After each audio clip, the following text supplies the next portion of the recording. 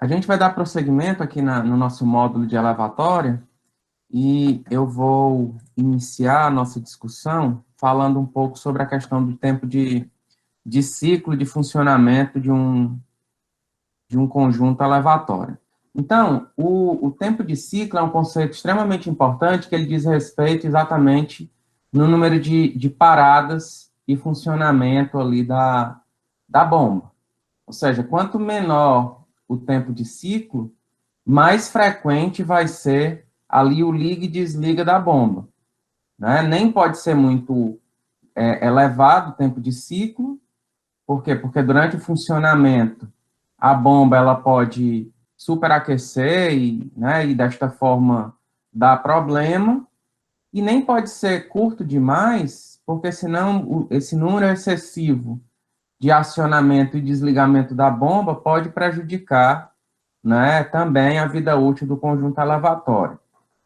Então, o tempo de ciclo, ele é conceituado, né, como o tempo, né, o somatório do tempo de funcionamento e tempo de parada ali do conjunto motobomba. Se a gente pensa, né, que o tempo de ciclo completo é o somatório, né, desse tempo de acionamento e o tempo de paralisação ali do conjunto motobomba. Ou seja, quanto mais maior for a vazão de recalque, por exemplo, mais rápido vai ser o atingimento desse tempo de parada, né? Ela vai funcionar até o nível ali baixar e aí a bomba vai parar. Né? E aí o que vai acontecer? Ela vai entrar nessa nova fase de quê? De parada. Quanto menor for a vazão, maior será o tempo de parada, e quanto maior for a vazão, menor será o tempo de parada. Certo? Esse tempo de acionamento, né? Ou seja, o tempo que ela vai ficar funcionando, como normalmente a bomba ela pode ser ajustada para uma vazão constante, né? Esse tempo meio que é constante. Mas se a gente pensa num conjunto elevatório que tem ali um inversor de frequência e, consequentemente, consegue trabalhar ali com vazões variáveis, esse tempo também de funcionamento, né? O tempo que ela vai passar do nível máximo para o nível mínimo também pode ser variado, tá bom? Obviamente que tudo isso dentro de um controle, dentro de uma lógica de programação, ali que o responsável pela automação da estação elevatória vai obedecer, ok? Isso também diz respeito, também é uma coisa que não é muito exata, né? Ali, por quê? Porque tem um conjunto de variáveis, se a gente está pensando nesse conjunto elevatório de início de plano, de médio plano, de final de plano, né? Então, todos os dias da semana, as horas do dia, né? Então, devido a essas flutuações das vazões horárias, diárias, e também da possibilidade ou não de inversor de frequência, né? E também se a gente está contabilizando ali as vazões mais de início de plano, de médio plano e de final de plano, então a gente tem, no final das contas, ali também um valor não muito preciso, né, desse tempo de funcionamento, tempo de parada. Né? Mas para fins de dimensionamento, a gente tem que trabalhar com alguns números ali mais típicos, né, que esses números ou são provenientes também dos catálogos de fabricantes, ou são, muitas vezes, assumidos com base em tempos de ciclo médios ali dos fabricantes dos conjuntos motobomba, tá bom? Bom, então, se a gente resgatar um pouquinho o conceito de tempo de detenção hidráulica, né, que a gente comentou na aula passada, é uma relação entre volume e vazão. Então, se a gente assumir inicialmente o tempo de detenção hidráulica, né, ou o tempo de parada, conceitualmente, esse tempo de parada será o quociente entre o volume útil, ali estação elevatória, né, do posto de sucção da estação elevatória, e a vazão afluente ali ao poço de sucção, tá? Então, como a gente trabalha na pior situação, né, qual é o tempo de parada mínimo, a gente vai estar pegando, para fins de contabilização, essa vazão afluente máxima relativa ali, né, ao final de plano, normalmente, tá? Que é a pior situação. Então, se a gente levar em consideração esses aspectos, lembremos que o volume útil, o que é que ele vem a ser? Ele vem a ser o produto da altura útil pela área, ali da base do poço de sucção. Quem seria essa altura útil? Nós vimos na aula passada que é exatamente a diferença entre os níveis máximos e mínimos de operação ali da bomba, né? Com um sensor de nível ali que vai ser ajustável exatamente nessa altura que o projetista vai definir para que a bomba trabalhe no seu liga e desliga. Tá? Então, conceitualmente, né, se eu tenho aqui metro cúbico, por exemplo, e aqui eu tenho, por exemplo, metro cúbico por hora ou metro cúbico por minuto, o que quer que seja, esse metro cúbico de cima cancelará com esse metro cúbico de baixo, né, e eu vou ter aqui um tempo de parada, por exemplo, em minutos. E o tempo de funcionamento, o que é que ele vai ser? Ele vai ser o mesmo volume útil dividido pela diferença entre essas duas vazões aqui, ó. A vazão de recalque e a vazão ali afluente. Então, essa vazão de recalque é exatamente aquela vazão que no projeto a gente vai trabalhar ali naquele ponto, né, de interseção entre a curva da bomba e a curva do sistema, que vocês certamente aprenderam na disciplina de hidráulica. Então, essa diferença, quanto maior for essa diferença aqui, ó, entre o recalque e a vazão afluente, menor será o tempo de funcionamento. Ou seja, mais rápido ali o poço de sucção alcançará, né, o nível no poço de sucção alcançará o nível mínimo, que a bomba vai parar, vai entrar nesse outro ciclo aqui, ó, de parada. Chegou no nível máximo, ela vai funcionar, vai entrar no ciclo de funcionamento, e assim sucessivamente, tá bom? Então, levando-se em consideração esses aspectos, né, eu posso definir, né, eu posso expressar tanto a minha parada quanto o meu funcionamento em função aqui do volume útil, não é verdade?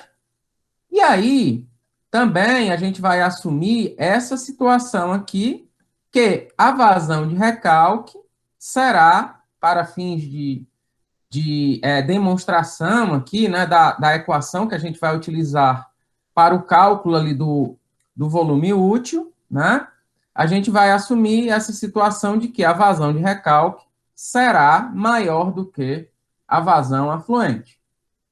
Ok? Pode ser que num pico de vazão, em dado momento, a vazão afluente seja maior do que a de recalque? Pode. Nada impede, né?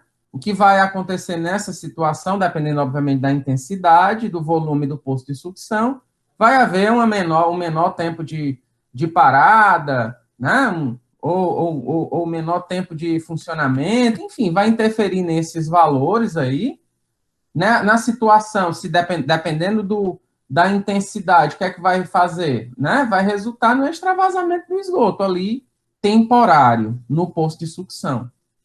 Mas a situação mais comum é que a vazão de recalque seja superior a essa vazão máxima afluente, obviamente, né? Essa é a situação mais comum, e que essa diferença vai ser positiva, tá bom? Então, se eu expressar as mesmas fórmulas aqui que a gente apresentou, eu posso, né, e levando-se em consideração o tempo de ciclo, que é o somatório do tempo de parada e do tempo de funcionamento, simplesmente eu vou fazer, né, colocar V U sobre Q mais VU dividido por Q de recalque menos o QA, e vou, né, expressar tudo aqui como VU, que multiplica 1 sobre QA mais 1 dividido por Q de recalque menos o QA, vazão máxima afluente, né, e Q, né, a vazão de recalque, como eu falei, obtida ali pelo ponto de interseção das curvas. Então, se a gente levar em consideração a seguinte pergunta, né? Em que situação meu tempo de ciclo será mínimo, né? Ou seja, quando esse meu tempo de funcionamento somado com o tempo de parada será mínimo. Então, levando-se em consideração o conceito de derivada, né? O tempo de ciclo será mínimo quando a sua derivada em relação à vazão afluente for nula. Em outras palavras, né, o dt sobre dqa vai ser igual a zero. Se a gente levar em consideração essa equação aqui, né, que é o t, né, então dt sobre dqa igual a zero, resolvendo essa equação diferencial, a gente vai chegar na seguinte equação, vu, que multiplica menos 1 sobre QA ao quadrado, mais 1 dividido por QR menos QA ao quadrado. Acho que vocês podem, de uma certa forma, resgatar um pouco o conhecimento de vocês aqui sobre derivada, né, que vocês vão ver e vão chegar a esta equação. Bom? Então, se a gente resolver aquela equação, a gente vai obter aqui a seguinte coisa, né? O meu tempo de ciclo será mínimo quando a vazão de recalque aqui, ó, for 2 vezes a vazão afluente. Isso vai ser o tempo de ciclo mínimo, tá? Ou QA vai ser igual a Q de recalque dividido por 2. Então, se a gente fizer essa substituição naquela equação que a gente apresentou, a gente vai chegar na seguinte equação aqui geral, que o volume útil será igual à vazão de recalque, que multiplica o tempo de ciclo, dividido por 4. Então, observem que essa vazão aqui que a gente está trabalhando será a vazão de recalque, e não assumindo, né, que a vazão de recalque será 2QA. A vazão de recalque, uma vez mais, será aquela obtida na interseção entre as curvas da bomba e a curva do sistema. Tá bom? Então, isso aqui é apenas para demonstrar a origem, no final das contas, desta equação aqui embaixo para o cálculo do volume útil do poço de sucção. Mas a gente vai assumir essa vazão de recalque aqui e não, né, assumir que a vazão de recalque será 2 vezes a vazão máxima afluente de final de plano. Bom? Então, como eu falei, o tempo de ciclo, ele é uma informação obtida ali a partir do catálogo dos fabricantes, né? Então, pode ser que tenhamos variações ali um pouquinho para mais ou para menos, mas normalmente a gente assume que esse tempo de ciclo ali, para vocês terem uma ideia, né, do valor médio, um tempo de ciclo é em torno ali de 10 minutos. Ou seja, o somatório do tempo de parada e do tempo de funcionamento ali do teu conjunto elevatório, tá bom?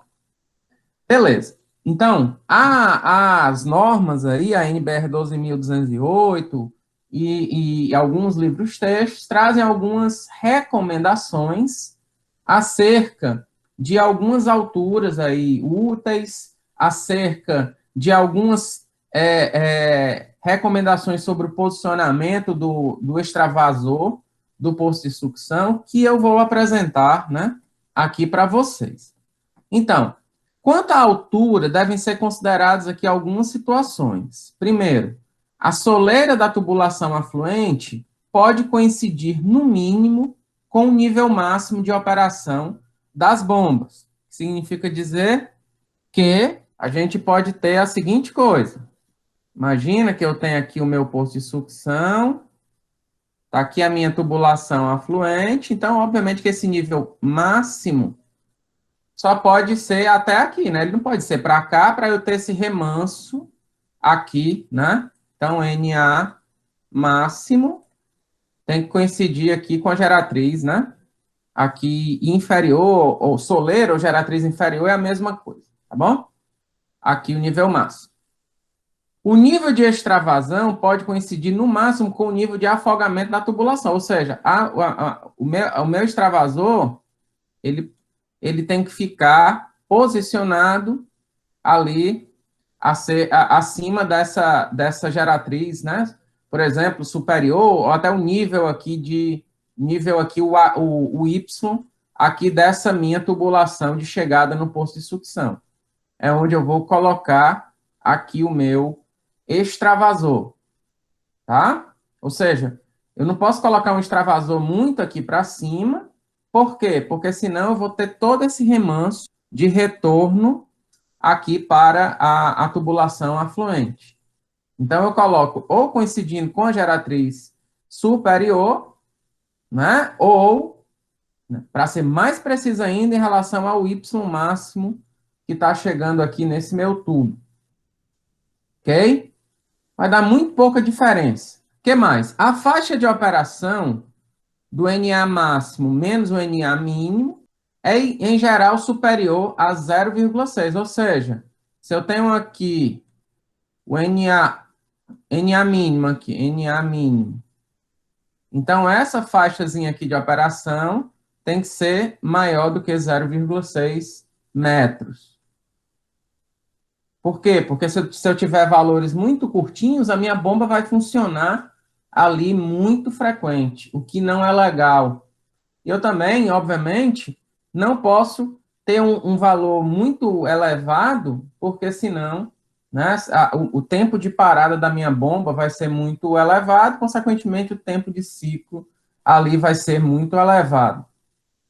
E muitas vezes isso pode liderar, né, como a gente comentou, a tempos de detenção hidráulicos superiores a 30 minutos, que não é desejável ali no posto de sucção das estações elevatórias. E o nível mínimo de operação deve contemplar uma altura de submergência da entrada de sucção e altura para manter as bombas afogadas, né? Então, obviamente que essa altura aqui, mínima, né? Ou altura de submergência, que nós falamos que deve ser consultado ali o catálogo dos fabricantes, deve se garantir esse afogamento da bomba para que ela não funcione a seco e cause superaquecimento, a entrada de ar na tubulação, né? E todos os problemas que a gente já conversou. E essa informação, quando não é disponibilizada de maneira fácil pelos fabricantes, no catálogo dos fabricantes, a gente trabalha ali com alturas padrão, né, da ordem de 1 metro, 1,20 m, 1,5 metros, tá? Uma vez mais, quanto maior essa altura de submergência, maior vai ser ali o volume do teu posto de sucção, mais caro ele vai ser, né? Maior o risco de se deparar com água subterrânea, com rocha. Então, o projetista tem que ter tudo isso, né, levar tudo isso em consideração. Beleza. Então, é mais ou menos isso que a gente conversou, né, sobre esses aspectos aqui, ó, em relação a essa distância aqui mínima de submergência, essa faixa aqui de operação entre o NA mínimo e máximo, maior ou igual a 0,6, a questão do nível aqui da tubulação extravasora, né, aqui em relação a tubulação afluente, né, posicionar a geratriz inferior posicionada ali em relação à geratriz superior, ou mais precisamente, em relação aqui ao nível máximo Y, tá? E, que mais? Eu acho que é isso. Outros aspectos a gente já conversou, questão de angulação em relação à saída da bomba, mas nesse caso aqui, como vocês estão vendo, não é uma bomba submersível, né? É uma bomba de poço seco, centrífuga, né? Possivelmente de eixo horizontal, tá bom? Bom, então o volume total é exatamente aquele volume correspondente a uma altura máxima. Então, qual seria essa altura máxima? Aqui no nosso caso, seria essa aqui, ó. Seria, para fins, né? Essa altura aqui, ó. Até o fundo do poço de sucção. Então, esse aqui seria o volume máximo. Em relação ao quê? A tubulação extravasora. Volume útil é esse aqui, entre o NA mínimo e o NA máximo, que a gente falou, né? Volume efetivo entre a metade aqui do ciclo e o fundo do poço de sucção. Volume de submergência é esse volume aqui, ó. Entre o NA mínimo e o fundo. E o volume máximo que a gente apresentou agora, que é a área da base multiplicado por essa altura máxima, que é exatamente em relação à saída ali da tubulação extravasora. Beleza, então isso aqui é o que a gente comentou, né? Ó, o volume de submergência, o volume máximo em relação aqui à tubulação extravasora, o volume útil, que é esse aqui, o volume efetivo, que é esse aqui. Beleza. E aí, olha, existem um conjunto de diretrizes que eu vou passar para vocês, essa NBR 12.208, e aí vocês dão uma olhadinha, né, em relação a alguns aspectos para o projeto aí que a gente vai passar para vocês, tá, da estação elevatória, e tem algumas recomendações, por exemplo, em relação ao distanciamento entre os conjuntos motobomba, né, quando você tem ali uma ativa e uma reserva, ou duas ativas e uma reserva, e assim sucessivamente. Ou seja, a gente não pode colar, por exemplo, um conjunto motobomba a outro. Por quê? Porque senão você vai dificultar eventuais substituições daquele conjunto motobomba que precisa de um reparo, que precisa ser trocado, e que a gente precisa dar um espaço de trabalho ali para a equipe de manutenção realizar adequadamente todos esses procedimentos de manutenção corretiva e preventiva. Uma vez mais, né, é importante que se tenha um controle, muitas vezes remoto, sobre as estações elevatórias, como que acontece na maior parte das companhias de saneamento, que se tem ali em unidades de controle remoto, quais as vazões reais ali de cada estação elevatória, quantos conjuntos motobomba estão ativos, quantos estão em reserva, qual eventual nível de alerta ali, já soa um determinado alarme lá no painel de monitoramento. E aí você tem todo esse conjunto de automação, controle, né, local e remoto, que faz parte desse monitoramento, dessa operação aí das estações elevatórias de esgoto, além de que, obviamente, temos que ter todo um controle sobre a questão do pré-tratamento, né, ali dos sólidos grosseiros, aquelas estações elevatórias que têm areia, todos esses resíduos gradeados, desarenados, que são retirados ali nas estações elevatórias para um destino adequado, tá bom? Então, na estação elevatória, como a gente viu, temos muitas vezes a colocação de unidades ali, ou de locais para a colocação de ferramentas que vão ser utilizadas ali na limpeza do poço de sucção, do pré-tratamento, etc. Equipamentos de proteção individual, um vestiáriozinho ali para o operador, um banheiro, enfim, todos esses elementos, alguns materiais que podem ser utilizados eventualmente para alguma diminuição de ruído, óleo, graxa, todos esses elementos podem estar ali na casazinha de operação da estação elevatória, e obviamente que quando a gente tem uma bomba de poço seco, todos esses elementos vão estar ali dentro também, né? Ou seja, todas as bombas, as bases para as bombas, aquelas talhas, aqueles guias de remoção dos conjuntos motobomba, todo o barrilete de recalque, todas aquelas peças especiais que a gente comentou, válvula de retenção, registros de gaveta, ampliações, reduções, né? Compõe aí grandemente essas conexões utilizadas, curvas, enfim, né? A gente tem todas essas coisas que já comentamos, tá bom?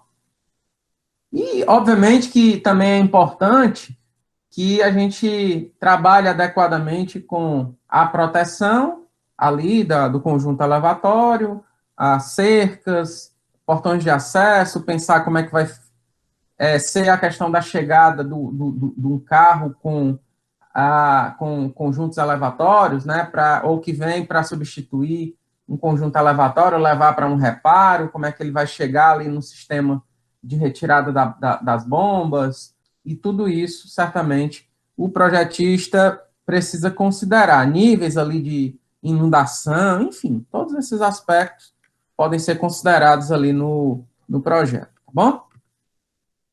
Beleza. Como a gente já comentou, né, em relação a algumas considerações finais, eu destaco a questão do projeto de automação e destaco também o estudo de transientes hidráulicos aqui da linha de recalque. Então, olha só. Vamos imaginar a seguinte coisa.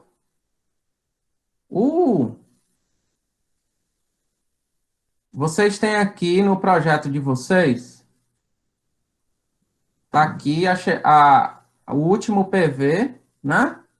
E tem aqui o encaminhamento, por exemplo, para a estação elevatória de esgotos.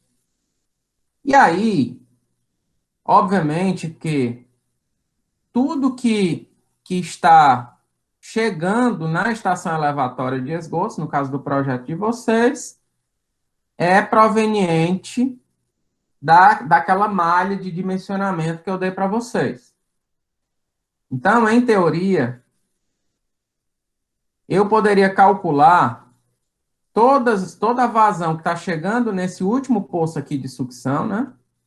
Perdão, nesse último poço de visita, aqui, simplesmente multiplicando um CL, coeficiente de contribuição linear, multiplicado aqui pelo somatório de L. Em teoria, é essa vazão aqui afluente, né, à estação elevatória. Em teoria. Por quê? Porque a gente viu que para o dimensionamento da estação elevatória, para o cálculo ali do tempo de detenção da estação elevatória, esse tempo de detenção hidráulica que a gente apresentou, ele olha, o quociente entre o volume efetivo e essa vazão média. Estão vendo aqui, ó? Vazão média onde? No início de operação. Então, não é levado em consideração o meu K2 no início de plano. Então, o tempo de detenção, ele vai ser o quê? Ele vai ser o meu volume efetivo dividido pela vazão média de início de plano. E a gente viu aqui que o volume útil, ele é igual ao quê? Ele é igual à vazão de recalque multiplicado pelo tempo de ciclo dividido por 4. Então, se a gente levar em consideração esses aspectos, o que é que acontece? Olha? Vamos imaginar que eu precise calcular aqui o volume útil. Então, eu vou assumir, para fins de dimensionamento aqui, a seguinte situação. Eu vou assumir que a minha vazão de recalque, uma dada vazão de recalque, seja igual, né, ali pela curva que vocês vão fazer e tal, seja igual a 50 litros por segundo. E eu vou assumir um tempo de ciclo padrão ali de 10 minutos. Então, nessa situação de vazão de recalque de 50 litros por segundo, qual seria o meu volume útil aqui? Ó? Meu volume útil seria igual a 50 litros por segundo, multiplicado por 60, né? Segundos por minuto, multiplicado por 10 a menos 3 metro cúbico por litro, multiplicado aqui por, por 10 minutos, isso tudo dividido por 4. Então, esse segundo cancela com esse minuto aqui cancela com esse aqui, ó. Esse litro aqui cancela com esse. Pronto, 7,5 metros cúbicos. Beleza. Então, a partir desse volume útil, o que é que a gente tem? A gente tem a seguinte situação. Vamos imaginar a seguinte coisa. Ó. A minha tubulação vai chegar ali na cota do terreno do poço de sucção a uma determinada profundidade. Né? Essa profundidade vai depender de quê? Desse PV aqui, ó. Desse PV aqui e, obviamente, dessa declividadezinha aqui, ó. Então, se vai ser do terreno natural, se vai ser a mínima também aqui, ó. Então, ele vai chegar a uma determinada altura aqui, ó, na estação elevatória. Então, essa coisa aqui, ó, daqui para cá, vai depender de quê? Das condições do projeto de vocês. Então, eu vou estabelecer as coisas que a gente aprendeu aqui, ó. O NA máximo, coincidindo aqui com a geratriz inferior da tubulação de chegada, o NA mínimo, aqui, e aqui o fundo do poço de sucção. Então, quanto mais profundo for aqui, obviamente que mais profundo será o poço de sucção. Quanto maior esses volumes aqui, essas alturas máximas, mínimas de submergência, maior será o volume do poço de sucção, concreto envolvido ali no fundo do poço de sucção. Então, vamos assumir, para iniciarmos o nosso dimensionamento, que daqui para cá eu vou ter, por exemplo, 0,6 metros, e eu vou ter para cá 1 metro de submergência. Uma vez mais, isso é só um chute inicial, com base nos valores que eu apresentei para vocês, mas que isso pode variar um pouquinho, para mais ou para menos. Tá? E vai depender também de outros fatores que a gente vai ver aqui no dimensionamento, aqui no cálculo. Então, se o volume útil é 7,5 metros cúbicos, então, e o volume útil, por sua vez, é uma altura útil. Eu vou assumir, para esse poço de sucção, formato circular, vezes uma área, né, que eu vou assumir ele circular. Então, πd2 sobre 4, vezes, qual será a altura útil? 0,6.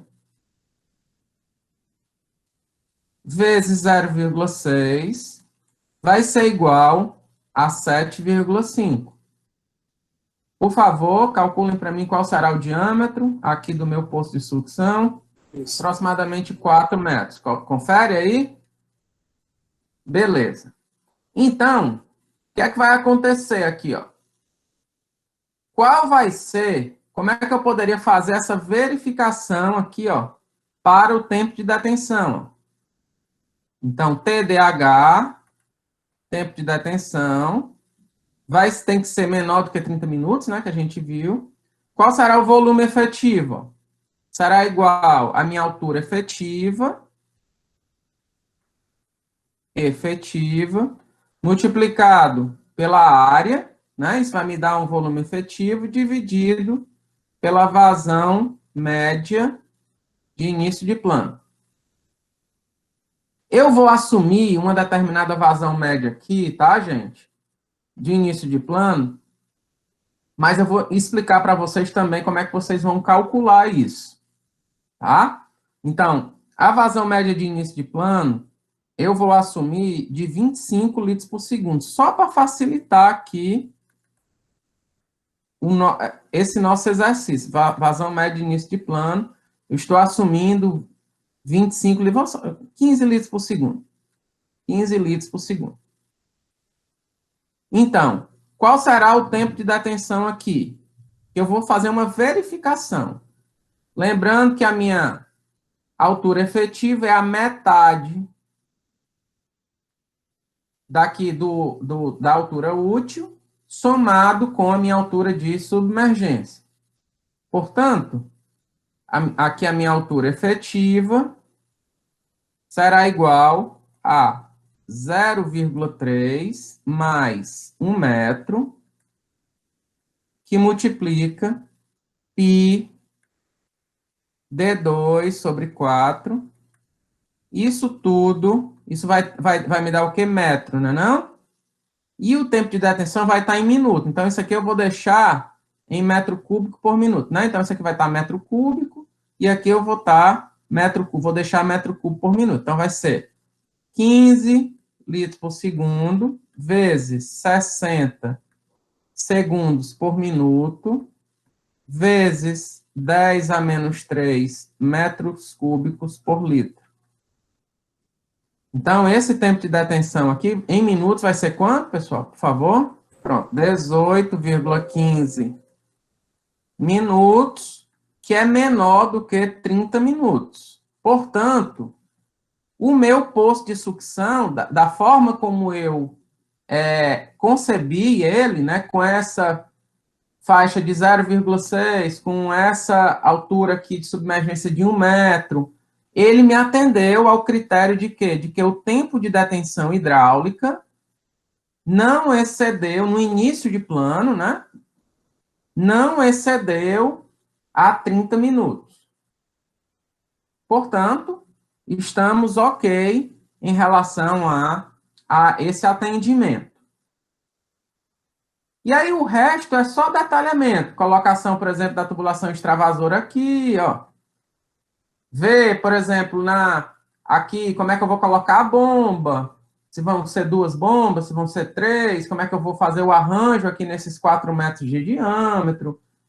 Ver como é que vai ser a questão da caixa de manobra, as peças que eu vou colocar, dimensionar a linha de recalque, etc, etc.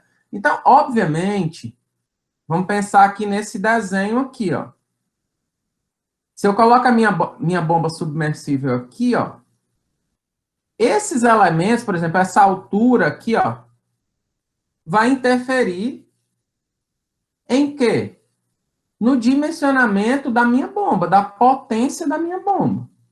Porque ela vai interferir tanto no desnível geométrico, quanto vai interferir também na perda de carga distribuída. Não é não?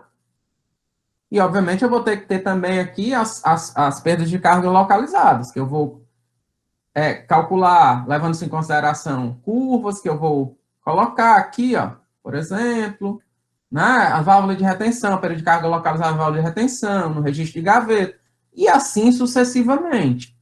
Portanto, o dimensionamento do poço de sucção é algo que a gente tem que fazer de imediato. Por quê? Porque esse detalhamento irá interferir no dimensionamento tanto da minha bomba, quanto, de uma certa forma, irá interferir, né, todos esses aspectos aqui, irá interferir também no dimensionamento ali da minha linha de recalque. Então, o que é que, de fato, a gente leva em consideração, para definirmos melhor qual será essa vazão média aqui de início de plano. Então, eu vou para cá, ó. Então, o que é que acontece? Vazão média de início de plano é igual ao quê? A vazão doméstica somado com a vazão de infiltração. Início de plano, início de plano. Tá? Então, se no nosso caso, toda a cidade aqui, né, está contribuindo aqui para a estação elevatória, o que é que vai ser essa minha vazão doméstica? Vai ser população de início de plano, multiplicado pelo CPC, consumo per capita de água, multiplicado pelo coeficiente de retorno, dividido por 86.400, mais a vazão de infiltração, que é igual ao quê? A taxa de infiltração específica, multiplicado pelo somatório de L. Já que todos esses L's aqui, ó, estão contribuindo para a minha estação elevatória. Então, observem que não tem o K2 aqui no cálculo, né, da minha vazão doméstica de início de plano. Agora, vamos imaginar que, tudo bem, então, em relação à vazão média de início de plano, é assim, aqueles 15 litros por segundo que eu assumi, ele é calculado desta forma. Professor, Agora, vamos imaginar a seguinte situação, gente, ó. Vamos imaginar que eu tenha uma determinada malhazinha aqui, ó, e essa malhazinha e outra malhazinha aqui, vários L's aqui da minha cidade, e eu tenha distribuído aqui um conjunto de estações elevatórias, ó. Aqui, aqui, aqui. E eu preciso determinar essa vazão média aqui. Então, do projeto, depois que você faz toda a sua malha e tal, né, como é que você iria determinar essas vazões médias aqui? Com base na vazão afluente a elevatória. Vamos supor que você, no projeto, você tem uma determinada vazão aqui, que vocês calcularam com base no CL padrão e tal, né? Vamos supor que seja uma vazão aqui, que eu vou chamar de QT, de Q trecho.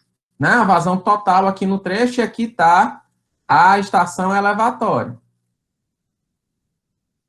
Obviamente que eu não vou considerar toda a população, porque nem todo o esgoto está sendo encaminhado para cá, né? Eu tenho que levar em consideração a quantidade de pessoas que estão contribuindo para cada uma dessas estações elevatórias.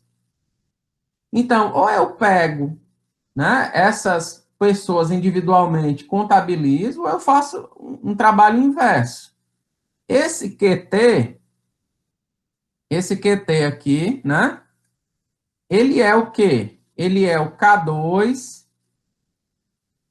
multiplicado por uma vazão doméstica, né? Ou esse QT vai ser o quê? No final das contas, vai ser o meu CL de início de plano multiplicado pelo somatório de L e, né?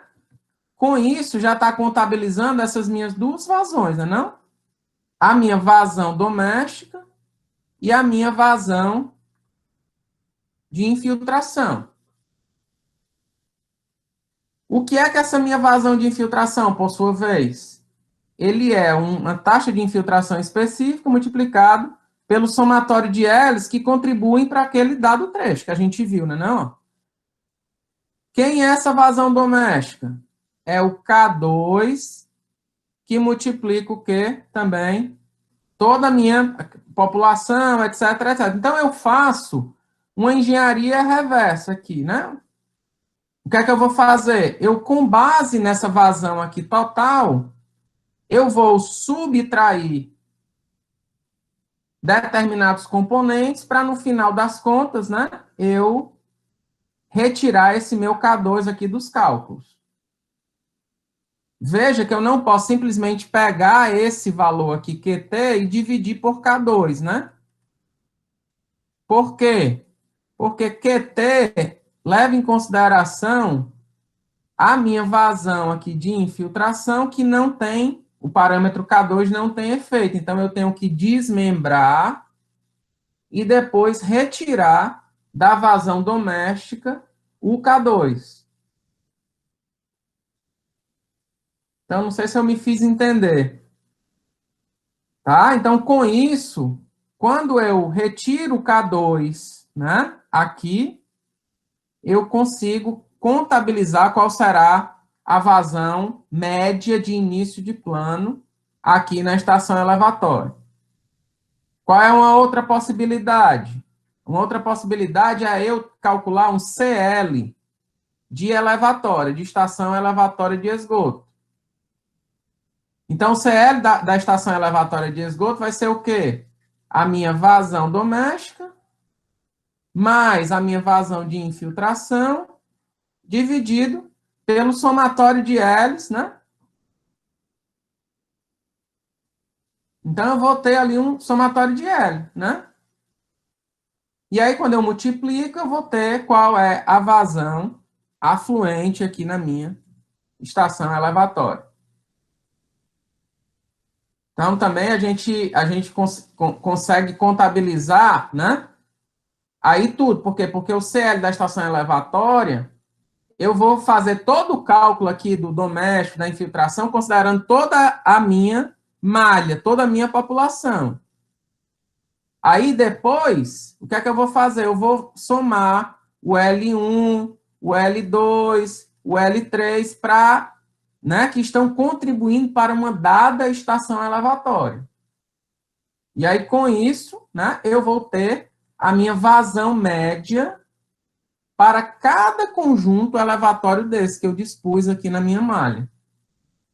Então eu calculo um CL total e depois aplico uma distribuição em marcha em que, em nenhuma das situações, eu estou contabilizando o K2. Então, desta forma, eu vou ter ali um CL médio, né? Um CL de elevatória que vai me dar, no final das contas, uma vazão média ali afluente a cada um dos poços de sucção, que eu distribuí, né? Das minhas elevatórias ali ao longo da minha malha.